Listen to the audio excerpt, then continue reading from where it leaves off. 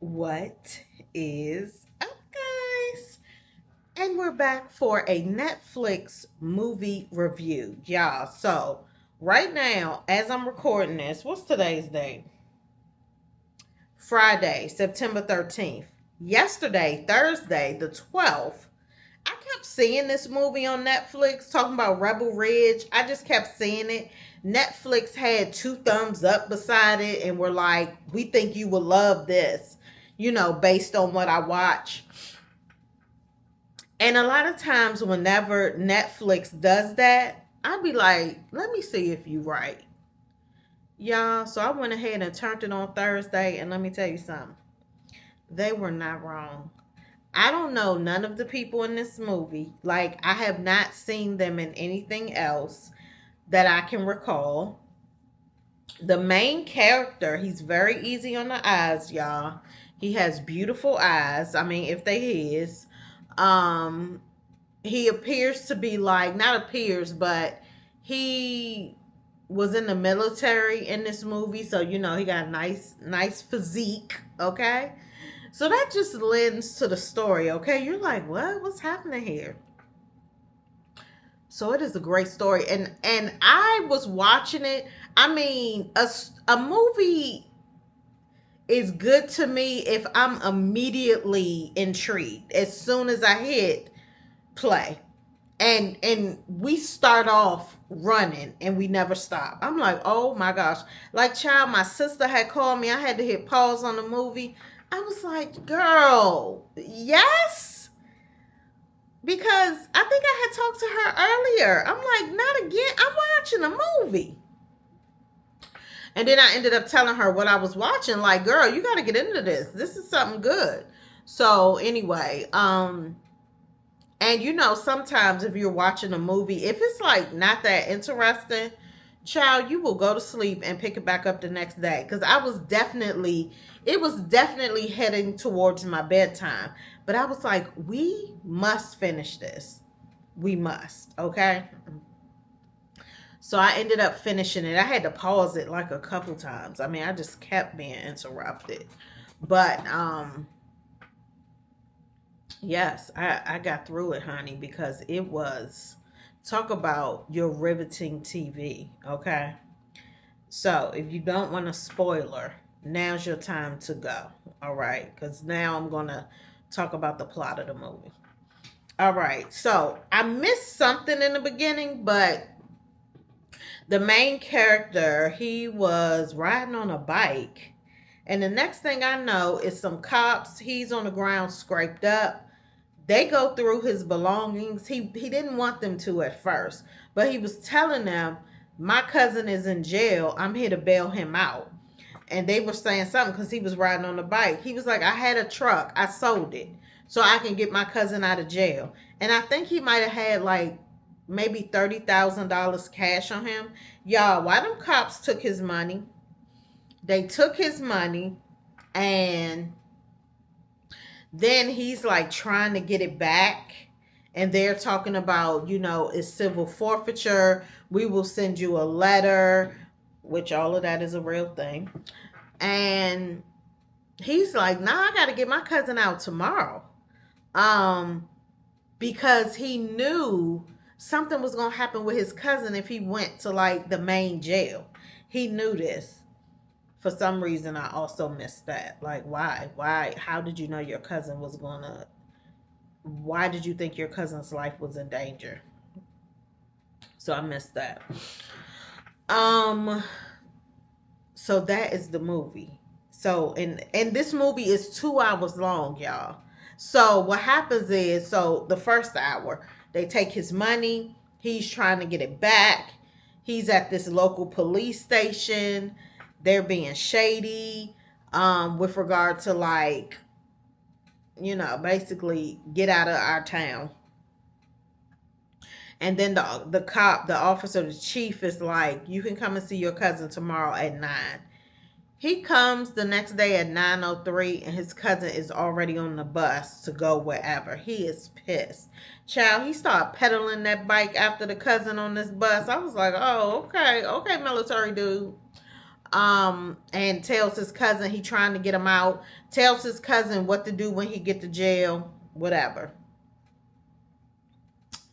He makes some kind of deal with the chief. This is before the chief says you can see your cousin. He make a deal with the chief like, look, I just need 10K to get my cousin out. You can have the rest.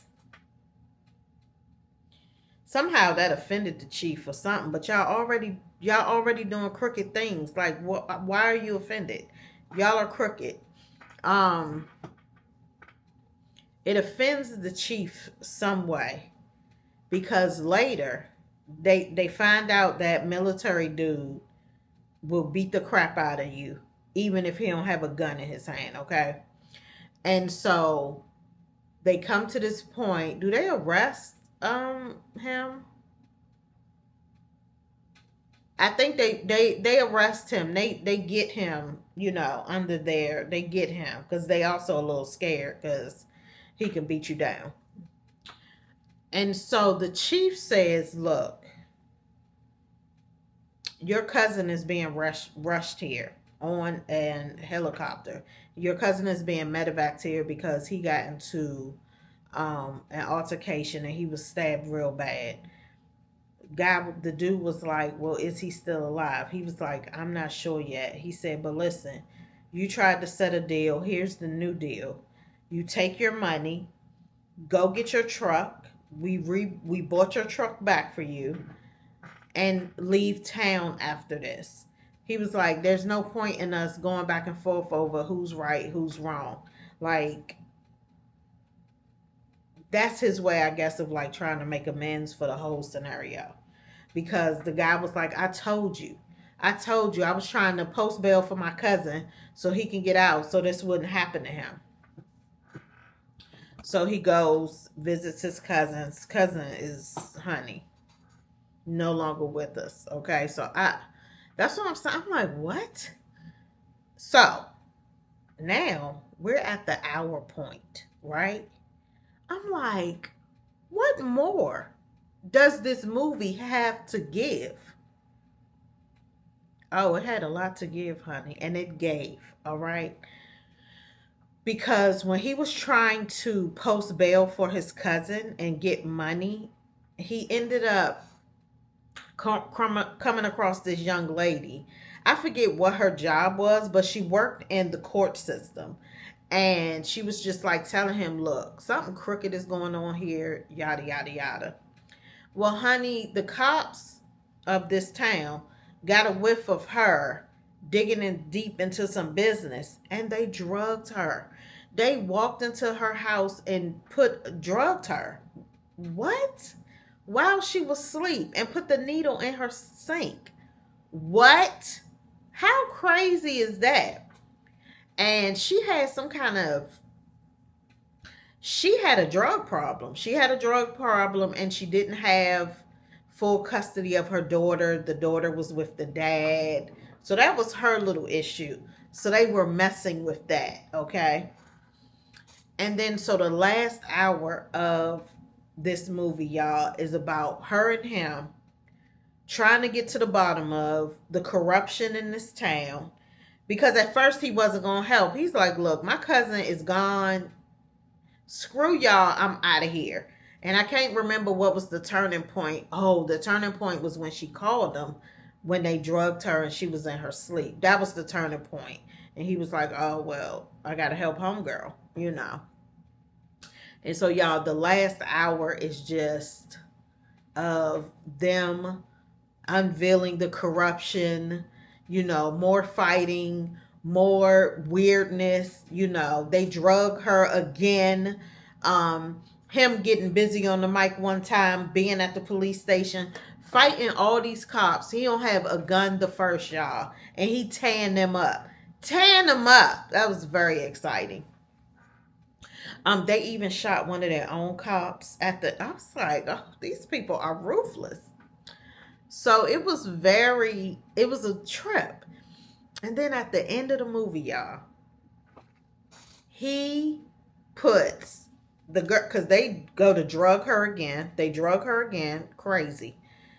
And they shoot one of their own cops. So he went, got the girl, put her in a cop car, got the guy who they shot, because they didn't even call the police to help him. He just bleeding out on his poor thigh, and I'm thinking they hit an artery because a lot of blood was coming out. So he get him, put him in the cop car, and then they take off. The bad cops are following them, and they shoot out one of the tires. They shoot out one of the tires, and they trying to get away, and he's just like, and he recorded them, because it was something like, as soon as you put on the cop lights, it starts recording. So he recorded them like, I don't know if he recorded them shooting one of their own, but he recorded some questionable behavior that was going on at that shootout. And the recording device was in the trunk of the cop car. So they all three in the car. The bad cops are behind them trying to get them. And he's like, y'all, I can pull over. And they're like, no, just go. Because they know, like, if he pull over, they probably going to kill him. So they're like, no, just go. And then one of the officers, she ends up ramming the chief's car, knocking him off the road. And then it was two other cop cars behind them following them. And it was some kind of call that they put out on the radio. And he was like, because he was driving, he was like, what does that mean? What does that mean? He and the other cop said, that means for detail. So they were no longer chasing them to try to kill them. The two cop cars behind them were following them as they went to the hospital. Y'all, I got such a tingly feeling inside. Like, I could have cried. I could have cried at that point, okay? Because so much was going on with the shooting and the corruption, and then for it to turn around and they get to the hospital, he get homegirl out, get her on a gurney, and then he goes get an axe. Very dramatic. He goes get this axe and so he can get the recording out the trunk. Bravo. Okay, bravo. This was such a good movie. And other people must agree, y'all, because it's #1 on Netflix right now. Okay? So if you like watching a thriller, with some corruption, all right, with some shootouts, okay, then this is your movie, all right? Let me know if you check it out. And if you did watch it, let me know what your thoughts are.